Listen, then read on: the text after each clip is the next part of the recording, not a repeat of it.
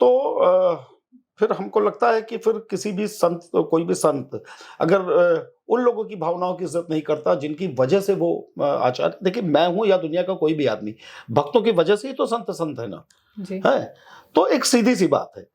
तो मैं इसी वजह से 16 नवंबर को फिर उसी होटल हॉलिडे इन में मतलब प्रोग्राम रखना पड़ा और हम आमंत्रित करते हैं आप सब लोगों को कि आप लोग 16 नवंबर को आएँ और चूँकि आदिशक्ति जगदम्बे के विषय में बहुत सी बातें होनी हैं।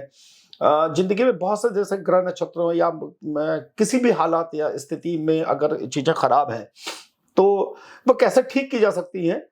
और आदिशक्ति जगदम्बे के श्री चरणों में भी प्रार्थना करूँगा कि वो भी कुछ समय मतलब वहाँ बिताएँ, तो ये तो हम लोग तो धन्य हो जाएँगे। भाई मेरी तो माँ है यार, सब कुछ उन्हीं का दिया है और आज तक मेरी उन्होंने कभी प्रार्थना अस्वीकार नहीं की, तो उम्मीद करता हूँ कि अब की बार शायद माता रानी की उपस्थिति भी रहे वहाँ पे और उनकी कृपा समस्त लोगों पे बरसे। तो मैं आप 16 नवंबर को फिर से करने जा रहा हूँ आप ही लोगों की रिक्वेस्ट पे और इतना प्रेशर है कि करना ही है भाई। देखिए अगर आप लोगों की भावनाओं की कदर नहीं कर सकते तो कोई मतलब नहीं है।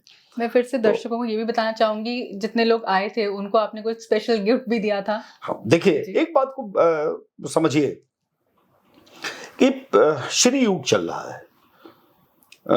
श्री युग चल रहा है किसी भी चीज के लिए। अच्छा हम कहते हैं, मैं अपनी बात करता हूँ कि मैं जैसे जिन लोगों ने मतलब वैसे तो मैं इन सब चीजों का कभी भी बहुत बिलीव नहीं करता कि मैं क्या कर रहा हूँ, इन सब की फोटोज और वीडियोज एक एक चीज में दिखाऊं, लेकिन जिन लोगों ने अटेंड किया या विंध्याचल के लोग भी देखते हैं मेरे इस वीडियोस को, तो जिस लेवल का यज्ञ वहां पे हम करके निकले, सचंडी अभी करके अभी तत्काल करके निकला अभी कुछ ही महीने पहले की बात है।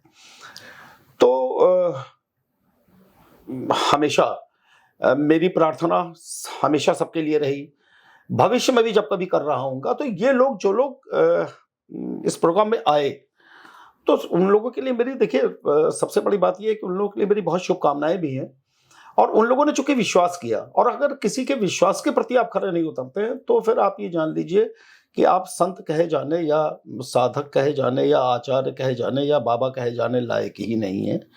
तो लोगों की भावनाओं का कदर करते हुए मैं और उनको चाहिए नहीं था कुछ।